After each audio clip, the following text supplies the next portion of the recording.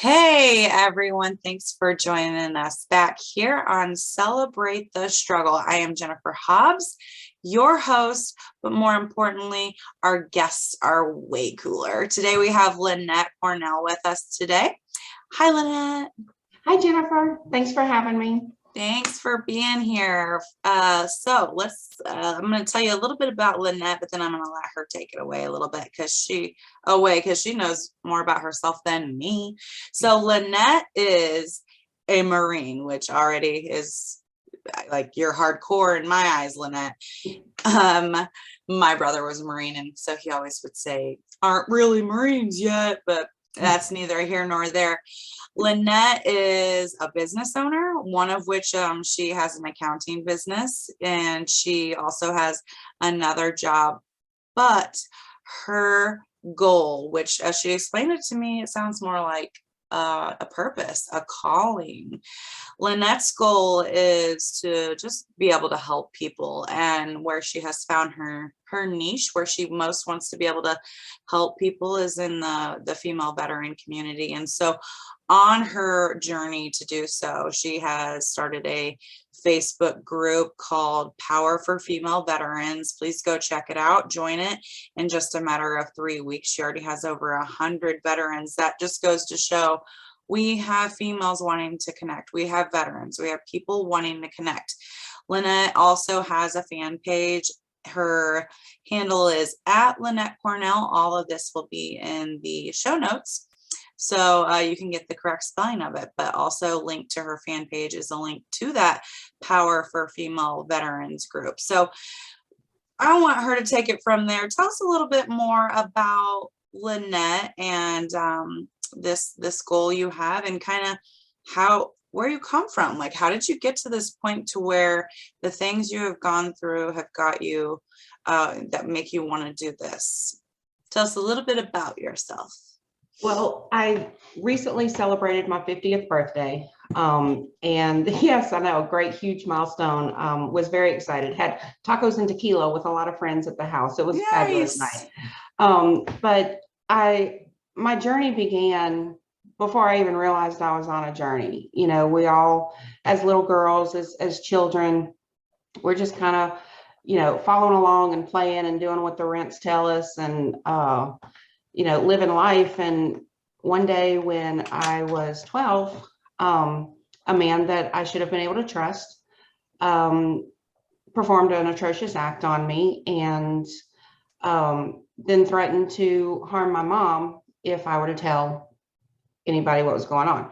My dad worked offshore, so he was gone half the time. So, I've got this male adult who I was afraid of, and family members, 2 sisters and a mom, that I was worried about. So I just buried it down deep, and eventually forgot about, because when you bury it that deep, when you're that young, in order to survive, you just sometimes forget. You put it in a box, you compartmentalize, and it's gone.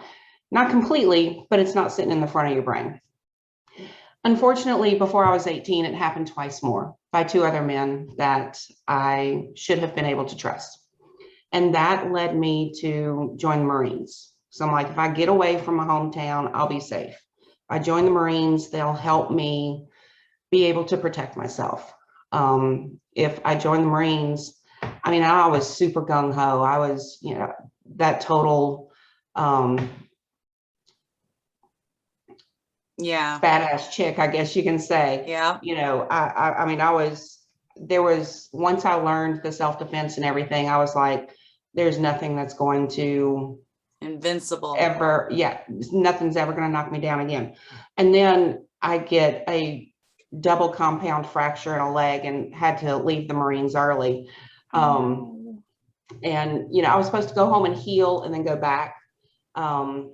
So the 6 months that I served, I loved it. I was an accounting tech for the Marine Corps. Parris Island's absolutely fabulous, even with the sand flies during boot camp, but still, I loved everything about the Marines.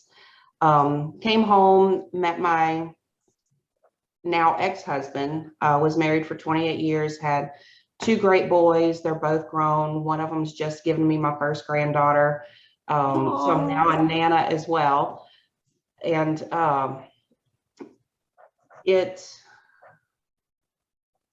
what I thought was, like my soulmate and whatever, turned out just to be another controlling man who tried to keep me under his thumb, and discovered after 28 years of marriage that more than 2/3 of it had been a lie, because he had been lying and cheating on me for 20 years.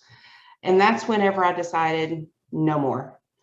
I am in control of my own life. And so I filed for divorce. The divorce has been final for right at a year. And it took almost a year to get it final. But all of that time, I've came across so many other female veterans, and even some male veterans as well. And they have a story very similar to mine. And the places are changed, the names are changed, some of the certain circumstances are changed, but it's all about, we do this and this thing happens, then we struggle for a while, and then we kind of figure out a little something, and we're able to move forward, and then something else happens and we struggle even more. And and that's been my life for most of 50 years. Has been one struggle after another, after another, after another. Now, my life has been beautiful. I've always had a roof over my head.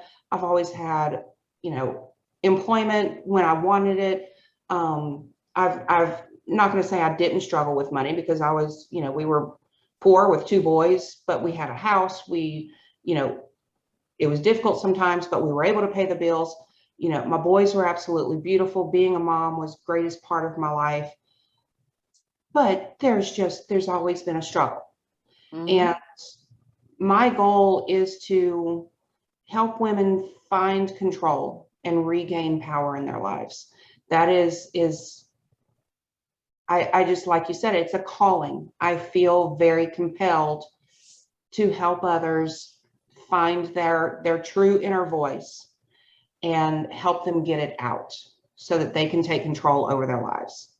And I'm so glad you're on a mission to do that, because unfortunately, so many of us don't realize that power. We don't realize that strength in us. We totally just, whether it's life or the struggles we've been through, or the season of our life, or the circumstances, we give that way too much. The things that are circumstances, we give that way too much power, when really we're so much more stronger and fierce than, I just said more and stronger. Oops. we're so much stronger and fierce. I did it again, didn't I? I just said it again. I'm not sure.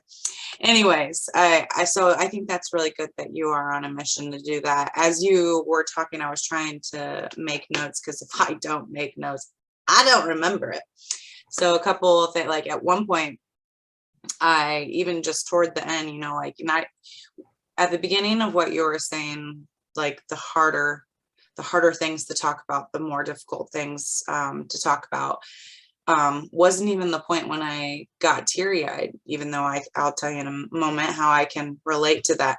It was near the end, as you were talking about your purpose, and that I got teary-eyed. And I'll tell you, it's just because it hit me again that I'm so grateful to be here right now in this conversation. I also feel as though I have had this purpose put in, and so into my soul. And so to be in this place where I have trusted it, and I am going to do this, I am going to get out there and talk to people, and having a conversation with you like this just goes to show me exactly why I wanted to do that.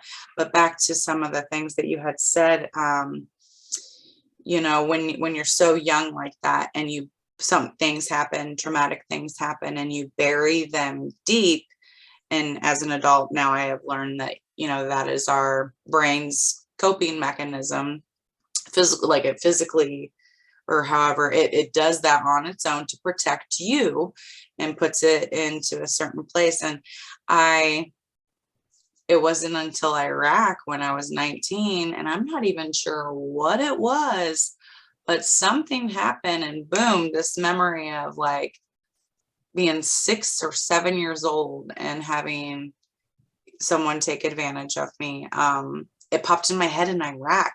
And so I'm glad that you mentioned that and that you're vulnerable to say that, because I know, I mean, we're just two female veterans, two females in the world talking right now, and have a similar, we have something somewhat in common. And so can you only imagine, it's sad, it's disgusting, but only imagine how many people are listening to this that can totally relate. And so I'm glad that we're here on this call, because the whole point is to do exactly what you said you're hoping to do with people and the female veterans, and that is to get them to see their power in everything like that. So thank you for sharing that with us. Now, you've kind of already told me a little bit, and I have some of these questions prepared, and so now I'm going to try and tweak it a little bit since we've kind of already addressed it. But you've told us a little bit about the struggles that you've gone through and the challenges that have gotten you to where you are today. From your struggles, because one of the things that I on these calls, and you getting vulnerable, talking about that, the different struggles, I really want us to, and encourage my guests and my listeners to get comfortable with the uncomfortable, because it is then that we will be able to grow and find ourselves some more. And so over those struggles and challenges, what would you say you identified in yourself? How are you different than 20 years ago, which you kind of already mentioned, and I think we talked more about it before I pushed record, but you said you just got to a point where you're like, I am not going to do this anymore, or I will not. So what was it that gave you that empowerment? Like, what was the turning point? Well, part of it was actually remembering what had happened to me and dealing with that. Back in 2014, 2015, we had, my husband's job was closing down. And so we were going through a really, he's my ex-husband now, but then he was my husband. We were going through a really stressful time, and divorce was almost at the table then. And he didn't raise his hand at me. He was never physically abusive, emotionally a narcissist. So emotionally, the gaslighting and all of that, definitely abusive in that way. But he had raised his hand to, I don't know if he's, just, how you just throw your hands up. So I don't know if he was doing that, or if he was getting ready to hit the wall, or I don't remember what, but it brought me, it flashed me back. And that was the beginning of the opening of the door in my brain of the 3 times that I had been taken advantage of, as you said.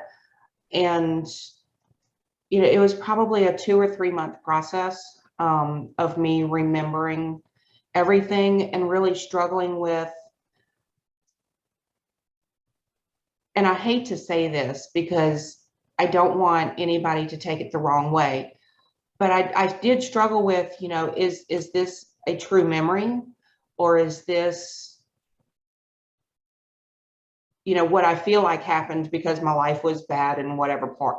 So, because there was that thing in the 80s where the kids going to the psychologist were remembering all these fake memories and whatever. And so I was worried about me having fake memories, but the memories I had were not fake. And actually during that time, on 2 different occasions, my older son, who is a Navy veteran, and my ex-husband had both walked me back from suicide at different times in that 2 to 3 month time frame, because I literally felt like I was going crazy. I felt like, how could I not have remembered something this atrocious? And now that I have, how do I survive? How do I get through and deal with that? And and I'm sorry for becoming emotional. It's, Oh, I've dealt with it, don't be sorry. and I am able to talk about it. It took me a long time to be able to do that, but I did it by going through PTSD counseling for 12 weeks at the VA. And without that, I don't think I would be alive today. It was very difficult. They made me write out. They made me speak it. I had to read it to my counselor. But honestly, I think it's one of the best things I ever did, because that right then, it was 3 years later that I found out my ex had been cheating on me for close to 20 years. And because of the PTSD counseling that he helped me get through, mind you, we were separated at the time I was going through it, but he helped me get through it. That's when I decided I was never, ever going to be without my power again. There are some days that I struggle with the strength of it, but I have it every single day. I wake up every morning with an intention to help at least one person. Some days that may just be myself, helping me get through the day, but that is every day. And one of the things that, one of the images that I keep in my mind when I am struggling with maintaining my inner power is Rosie the Riveter. And I actually have a t-shirt that has a blonde version. I'm not blonde, I have brown hair, and it's a lot of silver in it. So we put the brown and the red color on top of it to keep it, which I don't mind the silver, but still, I'm not ready to be that Nana yet. So I have a picture of this blonde Rosie the Riveter in her Marine Corps BDUs. And, she's got her dog chain, she's holding some dog tags, and it says, I'm not like any other woman. I am a Marine vet. And that right there, the Rosie the Riveter image, and I don't care which image you look at it, the original from, the World War II days, or, any adaptation of, that image provides me with so much strength, because it reminds me that there are so many people that count on us as women, as moms, as sisters, as daughters, as grandparents, as nieces, aunts. We are counted on in so many different capacities that I have to be strong in order to be Nana Net for my granddaughter Lily, in order to be Aunt Net for my nieces and nephews, in order to be the daughter who's taking care of her veteran dad and her mom, who are no longer in good health. My sister, and this is one of the reasons why we've got to find our strength every day. On Veterans Day every year, my sister will do this big, huge Facebook post thanking my dad and my son for their service. I come from a line of veterans. I am the third of 4 generations on my mom's side, and the second of 3 generations on my dad of military service. And I'm very proud of that.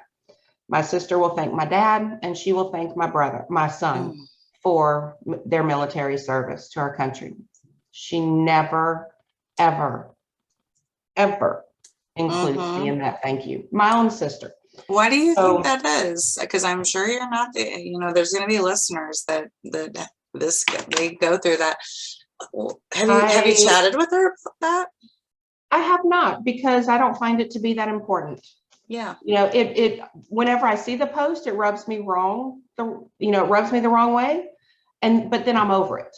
But I know that there's a lot of women veterans out there who get the thank you for your service, and they couldn't care less about it. They're like, I was happy to serve. I'm glad I was able to do what I could for God and country. And, I appreciate it, but that's not why I didn't do it for the thank yous. And then you get some women out there who are on Veterans Day with their non-military spouse, and the spouse, the man, gets the thank you for your service and not the female. And it really, really bothers them. and with good reason. You know, me, yeah, it rubs me the wrong way, but then I'm over it. So like, it's, you know, Mhm. I was right here. So I don't know if it's because I was only in for 6 months before I had that double compound fracture in my leg and had to get medically released. I don't know if, I mean, I don't know. Yeah. I'm not particularly close with either of my sisters. I live 45 minutes away from all of my family. But still go together for, you know, the Thanksgivings and the Christmases and the birthdays and all of that. And we get along just fine. Mhm. But for whatever reason, she doesn't feel the need to thank me. But, you know, my dad served in Vietnam. My son served, he was a helicopter mechanic in the Navy. So he was in Yemen and Djibouti and Dubai and I don't know, all of those different, he was like in a different port, bringing supplies or getting supplies to bring to different ships and aircraft carriers and so on and so forth during the war back in 2014, 2015. So he was in the Middle East for the war efforts then. So maybe it's because they're both war veterans. I don't know. But I don't care if you, even if you didn't graduate boot camp, you know, if you put on that uniform and you at least made an attempt, you signed that oath, you raised your right hand, I thank you for your service. I do too. Because it takes a lot of guts and gumption to make that selfless a sacrifice, you know, to be willing. I mean, I was an accounting tech in the Marine Corps. Let's get real here. I was not in any kind of combative danger or anything like that, but I had a drill instructor holler and scream in my face just like everybody else did. So I truly understand some of the horrifics of being in the military, because there's nothing scarier than a drill instructor when you've done something wrong. So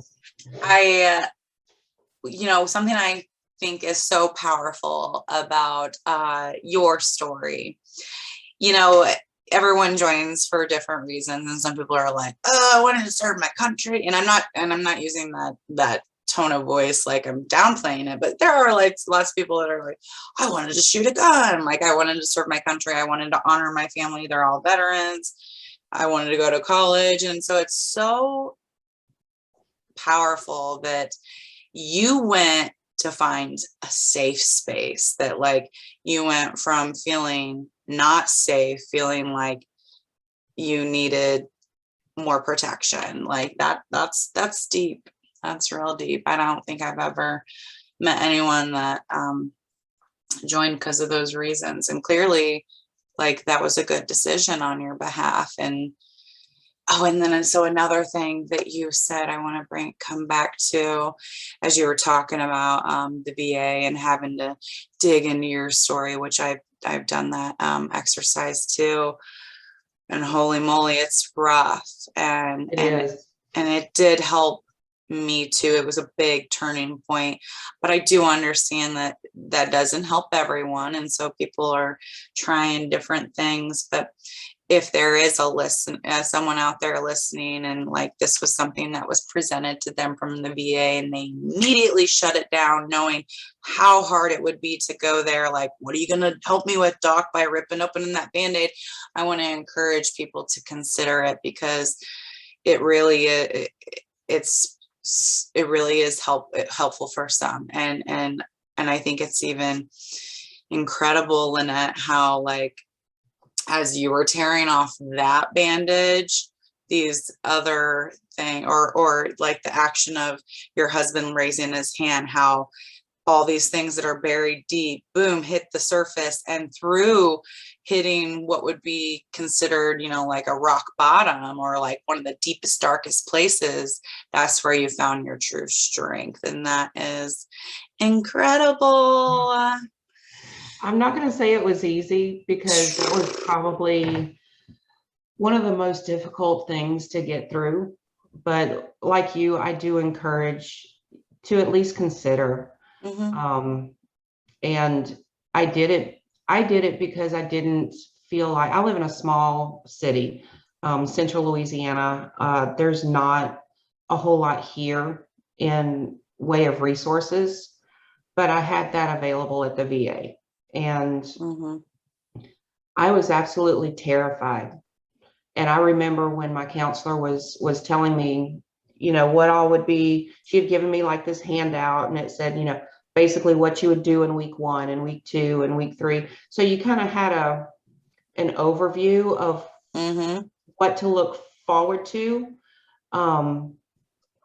And I just remember reading that, so I'm looking down at this paper and I'll look up at her and I just didn't blink and just deadlocked eyes with her for 3 minutes. Mhm. And she finally said, "Are you okay?" And I'm like, I was frozen. There was, and that's one of the things that she taught me is and I don't know all of the scientific, I'm a math nerd, which is why I became an accountant. So I'm not into science and all of that, but there's something in the brain called the amygdala, I believe. And it is part of what helps us choose whether we, the fight or flight. Yes. Okay. I learned at that time, there's also another one. It's called freeze. Freeze. It's not just fight or flight. You can Yep. freeze as well. And that's what I did the first time that I was attacked as a 12-year-old. And that's what had happened to me whenever I read this thing and I looked at her. I frozen. Mhm. And that was whenever I told her that, or whenever she says, "You're frozen, aren't you?" And I'm like, "Yes." She says, "And that's what happened to you. That's why you're here, is because you froze when whatever happened to you happened to you." And I'm like, and I Mhm. mean, and I just broke down and I'm like, "All right, let's do this." It was hard. And I was an office manager for a chiropractor at the time that I'm going through this. And he was a veteran. He was super helpful. He helped me, whenever I left my husband and everything, he helped me move away. He was really super supportive, but I didn't realize how bad off I was until Mhm. after I finished the counseling, because obviously I would bathe, but I wouldn't wash my hair. And he was asking the other employees whose husband was a veteran and worked at the VA as a security officer. And he's like, "Is she okay?" And she's just like, hair is just difficult. And here I thought I'm like really put together and really faking what's going on and being brave and all of that. And people are not knowing that anything at all is wrong in my life. And I Mhm. was so wrong. I mean, people were recognizing that there's something wrong with her. And he knew that I was going through counseling. He didn't know all the nitty gritty details or anything, but he knew that I was going through counseling. And they sat me down the second time it happened, whenever I showed up at really unpresentable for work, but trying to go through the motions of the day. They sat me down and said, "What else can we do to help you?" Because, I didn't smell or anything. Like I said, I was bathing. I didn't wash my hair a couple of times and it was noticeable. And I'm like, I'm so sorry. But it Thank was goodness it was for. the hardest thing to go through. But I would do it again 100 times in order to Mhm. be where I'm at right now at this particular moment in time. I'd do it 100 times again. Mhm. So yes, if this is something that you've been approached with and you're considering, think about it long and hard. It will be difficult. It's going to be hard to Mhm. get through, but anything worth having, and not the life I have right now, is definitely worth having. You may have to struggle through to get to it, but it's going to be Yes. worth it on the other end. Yes. It's You got to dig deep. Like it it even if comes. it's not that, even if it's not that particular approach that you take, you have to be able to dig deep and identify, like, where are you? How do you feel? Like, be mindful and in touch with yourself and just give it its space. But like we had said, I think before we started to push record, you had said, I've just come to, I'm not going to let my past, and I'm putting it in different words, but my past define my future. And the way for us to do that is to first give it its space and identify our role in it, and grow from there. So that's Absolutely. Absolutely. So it is, it's what it is. It's in the past. it is. It's something that happened to me, but it's not who I am. Recently I had Richard Kaufman on here. He is he's a podcaster as well. I first met him in a Vetrepreneur Tribe Facebook group, and he had said in his powerful message, I had said, man, Richard, I'm glad you're a hot mess.